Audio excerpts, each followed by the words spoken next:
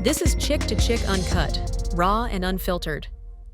There's no reason to sugarcoat this or even try to talk about it in a PC manner, but the truth is America has a huge problem.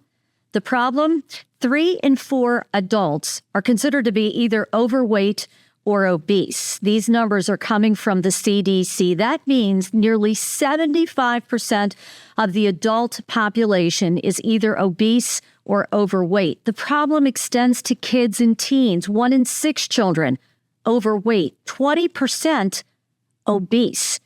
And this is scary. If this trend continues, it's predicted by the year 2050, 260 million Americans would be overweight or obese. This should be a wake-up call. We should be alarmed by this, and it really should scare us that we need to get this problem under control. Now, what I'm about ready to say is really not a political issue. This is an issue that has to do with our health. RFK has been brought in to the current administration to really clean up our food supply, which is full of chemicals and preservatives, which I believe is making us sick and making us fat. That brings us to our guest today, Michelle Petties. She is an author, and she calls herself a food story coach. Michelle, thanks so much for coming on the podcast. I am so delighted to be here. Thanks for having this conversation. I'm jazzed about what we're going to talk about. It's a really important conversation that we have to have. So before we launch into this, tell us who you are. Who's Michelle? Where did you come from? Give us all the good stuff. Yeah. All that you mentioned before, this obesity issue, you talked about 3 in 4 Americans having an issue with this problem. Well, I'm a Black woman. I'm a Black woman over 60, and 4 out of 5 African-American women are overweight or obese. So that used to be me. That was me for 40 years. From the time that I was 20 until the time that I was 60, I struggled with food addiction and obesity. I would lose 30 pounds, gain 40. I would lose 40, gain 50, lose 50, gain 60. That yo-yo syndrome is not something that is uncommon. So many people struggle with it. And I was like so many people. I didn't understand how to get a handle on it. So it's not just Black women. You like that number you said, 75%. But when we started talking about women, we started talking about this issue, and this was mine. I was successful in my career. I was a smart chick. I'm still smart, right? Performing, climbing the corporate ladder, doing all the things, being successful. But still, on this other hand, being a failure, really, I'm going to name that, being a failure at knowing how to manage my weight, right? Having that skill. So, and so not being able to do that, it made me feel like a moral failure. It made me feel like I didn't have any willpower. I didn't have any self-control. I didn't have any self-discipline. And that was not the case at all. And you mentioned the food supply. Part of it is the food supply. Yeah. The other part of it that doesn't get talked about is desire. Uh-huh. It's not access to quality food, access to good food is part of it, but it's not the whole thing. Because here's the thing, Flora. You put an apple in front of somebody, you put your mama's apple pie in front of somebody, you put your McDonald's fried apple pie in front of somebody, that apple is going to be the last thing to go. It's not going to be the first thing eaten. And here we are, we're looking at equal access, apple pie, McDonald's fried apple pie, or your mama's apple pie. And yet the apple is the only thing that will not ultimately send your health into decline. Well, I'm guilty of that. I'm guilty. I probably would not go for the apple. Mm-hmm. And I agree with you. It looks good. Like that apple's like, but that apple pie or that apple fritter, boy, that looks good. Now, you mentioned that during the course of your life, you said from 40 to 60, you had this yo-yo and that you gained and lost 700 pounds. Mm-hmm. I'm trying to visualize this. Yeah. How is this possible that you would gain that much and lose that much? How did that happen? Yeah. So really, you think about it from the time that I was 20 until the time that I was 60. That's 40 years. Yeah. Right. And if I'm going on a diet, that's 40 years. 1 year I lose 30. Right. I maintain it for a little while. Then the next year I gain it back. Then I sit with that gain for a little while and struggle. Then I lose it again. But I gain a little bit more the next time. You start adding that up over 40 years. That it's actually more than 700. But I really couldn't wrap my head around the fact that that's what the number was. So I just settled with 700. But here's what happened. Here's what happened, and part of why it happened. And the part of the thing that I discovered and what I teach is every extra pound, every extra ounce of anything that I had on my body, that any of us have, we gain it in our head first. We gain it in our head before it ever shows up in our bodies. And so we have to lose it the same way. But we do not live in a culture that tells us that. We live in a culture that tells us to focus on what I did for so many years. What can I eat and how much of it can I have? Just those three. What can I eat and how much of it can I have? And that's the action. That's the behavior where the issue really is the desire. And desire is rooting in thinking. Desire is rooting in thought, belief, and emotion. And when we are able to make the shift and we learn how to make the shift to control our thinking, manage our thoughts, which is based on our beliefs and the information that we get about the food, then we can change our behavior because our bodies follow our brain. But this culture tells us to stay focused on action and behavior. And yet all eating is emotional.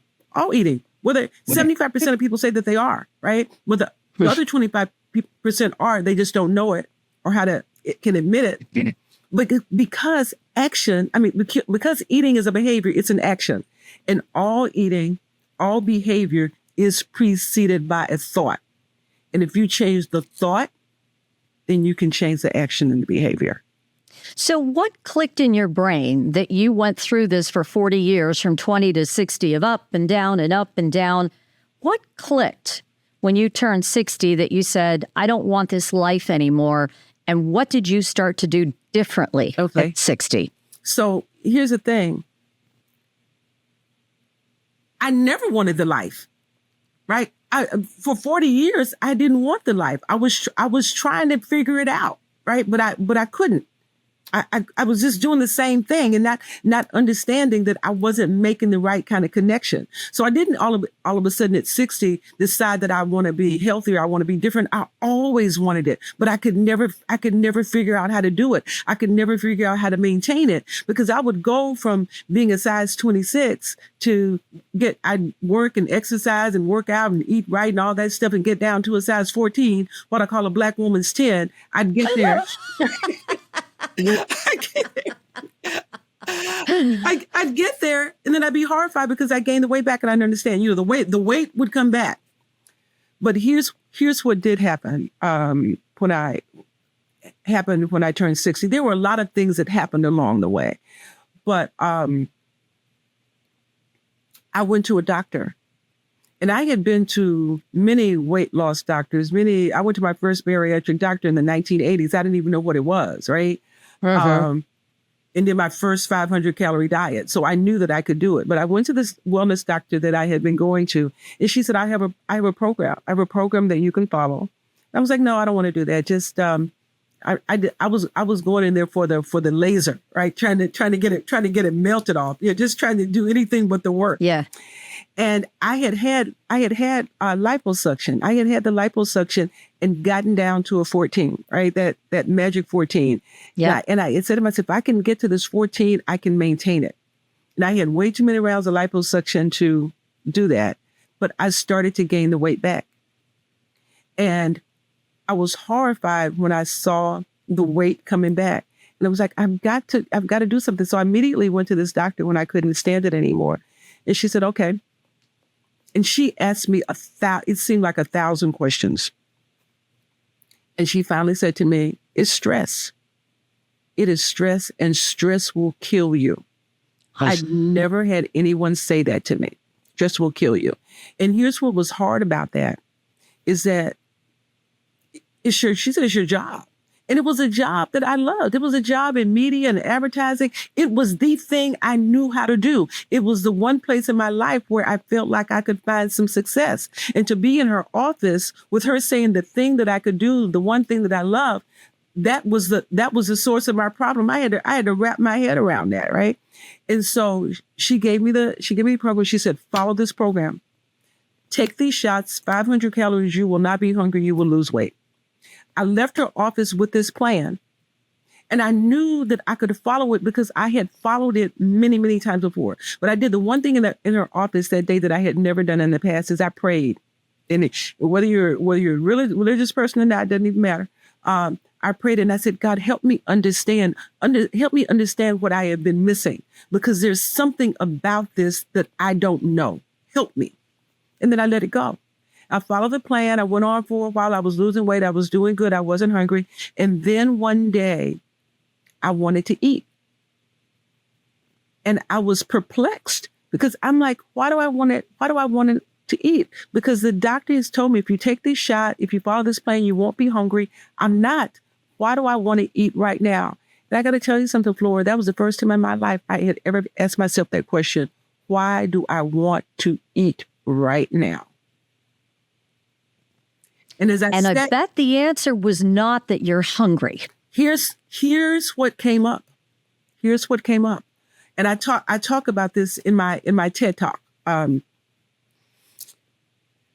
I grew up in the South. I don't know if you can tell by listening to my accent, but I grew up in the South on a farm. And one summer we were on my uncle's farm. It was like in the 1990s sometime. My uncle had been a merchant seaman. He traveled around the world. I mean, he was like a man's man, right? And we were on his farm. He was retired. The whole family was there, cookout, barbecue, and we brought out the watermelon. And so I said, Billy, do you want some of this watermelon? He said, no, I don't eat watermelon. And I heard him. I didn't know what it meant at the time, but he said, I don't eat it. He didn't say I don't like it. He didn't say I don't want it. He said, I don't eat it. And I'm like, well, why don't you eat it? Do you not like it? Or he just said, I don't eat it. And so I kept pestering him. And he finally told me that the reason he did not eat watermelon was because when he was a kid, he and some buddies stole a watermelon from a neighbor's yard. And when his father found out about it, my grandfather, he was not happy. Two things about my grandfather. My grandfather was a railroad worker, and my grandfather was a church trustee. And I want you to go back to 1930s Marshall, Texas, a little black kid in the segregated racist South stealing a watermelon. When my grandfather found out about it, he beat my uncle. He beat my uncle so severely that in 1990 something, when we're having this conversation, my uncle still does not eat watermelon. Doesn't want to have anything to do with it. And in the 1990s, when my uncle told me this story, I had the question. I mean, I was right there, but I didn't understand then what that story meant. So I asked my uncle, I said, well, Billy, do you think, I know you got the beating it all, and it's been 60 years or so. Do you think maybe the lesson was supposed to be, thou shalt not steal? Right? Yep. And my uncle just looked at me and said, I don't eat watermelon. And that was the end of the conversation. So as I'm sitting on my bed trying to understand why do I want to eat right now, that story bubbled up. And I sit here and I say that was God. That story was God answering my prayer. And what I realized was my uncle did not eat watermelon because of the experience, because of the event, because of the memory, because it was so traumatizing to him that the event and the food represented the same thing. He could not separate the food from the feeling, the association. Couldn't do it. To eat that watermelon would take him back to this experience that was so painful that it was unbearable. Not going to have anything to do with it. And as I thought about that, I was like, oh my God. That is, the opposite is true for me, is that the foods that I eat so much of, right, that I just continue to eat over because they bring so much pleasure, because I associate them with certain things that bring me joy. And what I want is what the food represents, not the food itself. And when that realization, when that understanding kind of washed over me, it started to crack open a door. The next thing I did, Flora, was I looked up the definition of food. I was 60 years old, been eating for 60 years. I had never looked up the definition of food. I looked up the definition of food, Google, and there it said, nutrition, nourishment, energy. That is food's only purpose. It is just fuel. And all of a sudden, those two things became an alignment, and I understood. I understood emotional eating in a way that thousands of hours of therapy, thousands of dollars in therapy never connected the dots like I needed to with that definition and those stories. It was clarity. And as soon as I got that clarity, it gave me the tool and empowered me to start making decisions and to start learning about food and using it in a different way, right? And really starting to understand my emotions and what was actually going on when I was eating. So you changed your mindset. You changed the way you looked at food. You no longer looked at it as providing some sort of emotional relief or emotional comfort. You used food for what it was intended to do, to Absolutely. fuel your mind and body, to give you energy, Absolutely. and to keep you healthy. Absolutely. And that's huge. Because I do think that a lot of people eat because they're sad, or they eat because they're depressed, or they're eat. And so this is all playing into what you're saying. It's based on emotion. It's all based on emotion versus, do I really need to eat that? I don't think so. You said you were a food addict. Mm-hmm. What is a food addict? Okay. All right. So I want to talk about being a food addict, and I want to talk about the emotional eating. I want to talk about those things together, right? Okay. And I want to talk about how it happens, right? How the emotion and the addiction work together, because it is not a clear line. You don't say, here's what doesn't happen. You don't say, oh my goodness, I am so sad. I am so bored. I am so lonely. I think I'll go eat a whole pizza. I think I'll go eat a whole thing of Ben. It doesn't happen like that. What happens is you just feel it. You just feel something in your stomach. Something just comes over you and you think, maybe I'll go get something to eat. Maybe there's some cookies in the kitchen. I think I'll eat some. You just feel the thing. And because so many emotions show up in our stomach, fear shows up in our stomach, stress shows up in our stomach, loneliness, depression, all of these emotions, happiness shows up in our stomach. Yep. They all show up in our stomach. And unless we're trained, unless we're skilled, unless we're used to figuring out and separating and knowing the difference between the emotion and what real hunger feels like, we will respond in a way that satisfies it. And not to mention that we live in a culture that tells us to eat for pleasure. We are bombarded. People are bombarded, and we are taught to eat for emotion. It's not that we just learned it automatically. Babies come into this world instinctively knowing how to eat for hunger. I don't have kids, but I watch a bunch of them. Right? When you give them the bottle, it happens like this, Flora. Do you have children?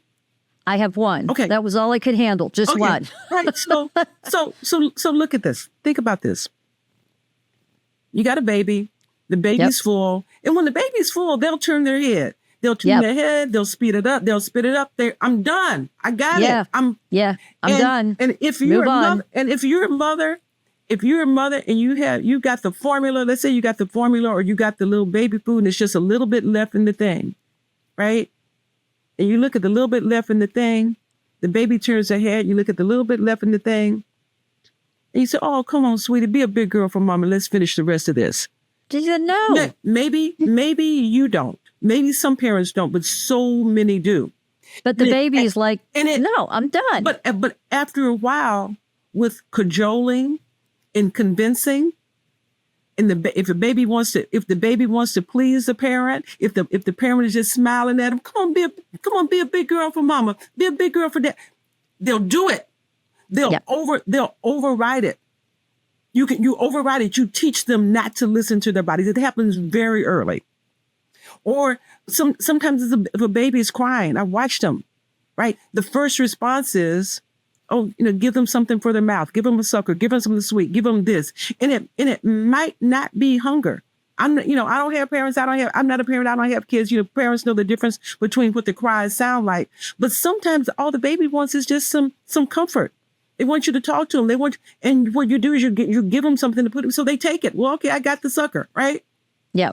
And so this starts very, very early because the parents don't know, because because I walk every day, right?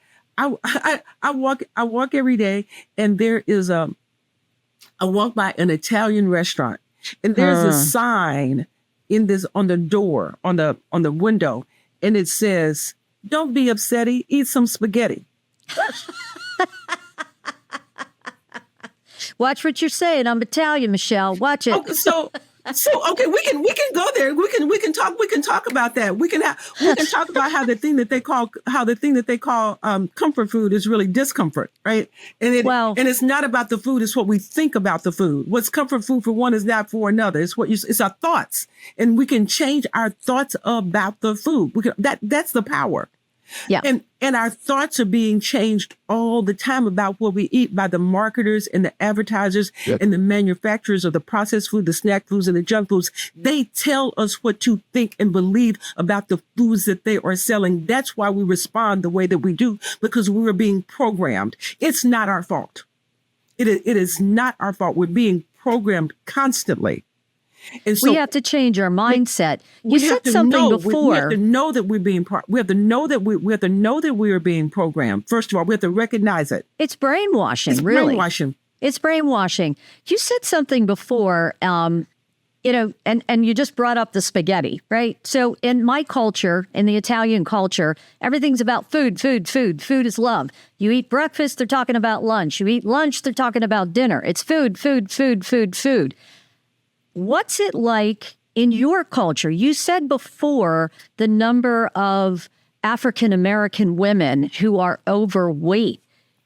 Is food a big issue in your culture as well? So I want to shift for just a second and really just say that it is not about the food. It is about the emotions that are attached to the food. You tell me in Italian, I'm Italian, and everything we do is around food. It's food. They say food is love. Look, that's the way they show food. Yeah, my mother would say, "Did you eat?" And I said, "Yeah, Ma, I ate." Yes. "Okay, I'm going to make you something to eat." Right. "I just ate, Mom." Right. "What are you doing?" "I just ate." But that was her way of showing love. Absolutely. But what I want to say is that, I do these talks. I speak all around the country, and everybody from every culture tells me the same thing. Yeah. I'm from Puerto Rico. I'm Mexican. I'm Hispanic. Well, that's how we show love, right? Right. I'm Jewish. That's how we show love. I'm Black. Right. It's the same. But here's the thing. And here's the thing. I want people to understand and to get. The research tells us that 75% of people will admit and say, "I'm an emotional eater." Yeah. The other 25% they just don't know it, because all eating, because it's an action, it's behavior, it's around emotion. It's just deciding what the emotion is. But the 75% are talking about some disempowering emotions, meaning that they don't know how to deal with the emotions and they think food can solve it. So they're going to the food. That is the problem. We have some emotions that we don't know how to navigate. We don't know what they mean. We're afraid of them. They cause us some discomfort, and we're going to the food. That's what the problem is. Stop using food to make you feel better. So you have managed to keep this weight off for how long now? Since 2019. Since 2019. For 6 years now, you've stopped the yo-yo. You've actually written a book called Leaving Large. And as I said in the beginning of this podcast, you call yourself a food story coach. Yes. What does that mean? And now how are you trying to help other women, other people lose the weight, keep it off, change their mindset? Yep. Okay. So when I talk about my uncle's story, right? And I talk about the emotions, the thoughts, the feelings, the beliefs that we have around food, I help people find out what those things are. Because my problem, and what many people's, this is the person that I can help. The person that is unconsciously eating too much of the wrong thing for the wrong reason. So getting to your food story means getting conscious as to why you're eating, right? Right. If you're really hungry, is this really food? Why this food now? Getting the tools to get conscious about that. And once you realize that you're eating in a way that doesn't serve your body, doesn't serve your brain, not for the wrong reason, then we rewrite those reasons. So we have a story. There's a story why someone says, I am so tired. I'm going to go home. I'm going to get something to eat and I'm going to go to bed. There's a story behind that, right? Yeah. And so if you're tired and hungry is not the same thing. Tired means I need rest. Tired means I'm exhausted. I need sleep. I need a nap. That's tired. Hungry is something different. But we have been taught to differentiate it. Or if we grew up where going to bed, where there was something shameful about going to bed hungry because we didn't have any food. If we were going to wake up and there still wasn't going to be any food, there's some lack around that you have to go to bed full because it means you have plenty. It means that there's not some dysfunction going on, some inability to be able to take care of your family. There's a story. So if you're tired, you can come home and go to bed and go to sleep and not eat because your cabinet is filled with food. It's okay to wake up, right? It's okay to go to bed without eating, right? So that's a story that needs to be written. There's no shame around that. So we all have thousands of stories like that, thousands of stories that drive our behavior. And it's like you said, food is love. Yes. I mean, but it is the nurturing food that is love. I mean, for you to give me food that is filled with poison, that is filled with food that will impair my health, right? Filled with additives and preservatives and things that I don't know that will cause disease, that will be addictive. That's not loving me. No. That's you believing what the advertisers are saying that it is, not that that's the truth about what it is. You're actually hating on me by giving me junk. Absolutely. It's not love. But people don't know it. People don't know it. They have to look behind the pretty pictures. So what I'm hearing you say is as a food story coach, you're kind of acting like a shrink a little bit. You're trying to help them get to like what is causing you, what's behind this eating and all of this. You're a shrink for these folks to help them change their mindset to stop using food as a Band-Aid for whatever is ailing them or whatever's plaguing them or whatever they're dealing with in their life. And sometimes, Flora, sometimes it's just a matter of being conscious that it's happening, knowing that it's happening. Because, we have been unhealthy for so long. We have eaten this, we have used food like this for so long. We don't even know that it's leading us down the garden path, as my grandmother used to say. And, it is mindset. But what I teach is even deeper than mindset. It is what I call belief system. It is belief system. Because I have worked with people that part of their story or part of their concern or their anxiety or their complaint is that I don't eat certain things and people know I don't eat certain things and they bring this stuff and then they tempt it. They're trying to sabotage me, and I get mad when people are trying to sabotage me when they know that, right? And so here's what I say about that. There are certain countries where cows are sacred. Yep. Right? Certain religions where cows are sacred. People don't eat cows. They don't eat them cows. They don't eat cows because their belief system says that the cow is sacred. So you could take that person, I'm from Texas. You could take them to the best steakhouse in Texas. You could give them prime rib. You can give them from filet mignon. You can give them a T-bone. You can give them a porterhouse. You can give them any of that. And they are not going to be tempted. They're not going to have any desire for it. They're not going to want it because their belief system says, I don't eat that. Do what you will. Do what you will with it. It doesn't matter to me. And so when you get to the place where all this stuff that you used to eat, when you start to see it as poison and your belief system kicks in and you say, I don't eat that which sends my health into decline. I don't eat that which is going to give me diabetes. I don't eat that which is going to give me high blood pressure. I don't eat that, right, which is going to impair my health. Your belief system has just shifted because you now see it for the poison and you see it for the danger that it actually is rather than what the manufacturers want you to see. It's mind over matter. It's Absolutely. as simple as that. It is mind over matter. And I agree with you, and my mind is in that, like when I go out with my friends, and just using alcohol as an example, they're having 5 and 6 and 7 drinks, and I stop at 1. Mm-hmm. I have 1 if I have any at all, because in my mind, if I have more, I know what the effects it's going to have on my body, and I don't want to go there. Yes. Yes. It's discipline and it's mind over matter. And I love that message. Michelle, as we wrap up this podcast, what are some of your final thoughts? What do you want people to know, and how can people get in touch with you if they need your help? Yes.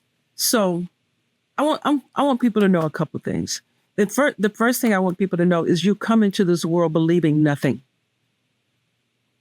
So everything that you are right now is a result of your beliefs. And you can change them. You have the power to rewire your thinking. All this that we have heard about, we hear the phrase eating disorder all the time. It's not an eating disorder. What it is a thinking disorder. And as my grandfather used to say, you get your mind right, you can reclaim your power.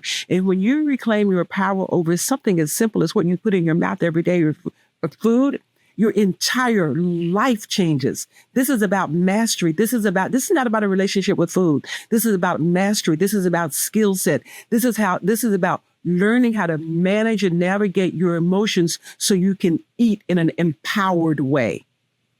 And you can start it now. It's not too late, and never give up. If I can do it at 60, anybody can do it.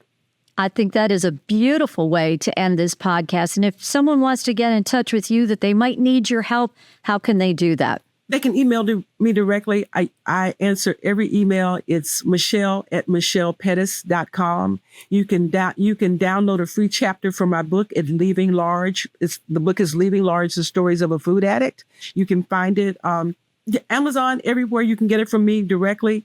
And you can follow me at I Am Brand New Now, because it's brand new thinking. It's all about brand new thinking to get a brand new lease on life. Love it. Michelle, thank you so much for coming on the podcast. Really love your message. It's Thank my you. Pleasure. Thank you. And thank you for tuning in and listening today. Do me a favor, head to our YouTube channel, like and subscribe to Chick2Chick USA. That way, every time we come out with a new podcast episode, you're going to get a little alert on your phone. So thanks once again for tuning in, and we will be back soon with a new podcast episode.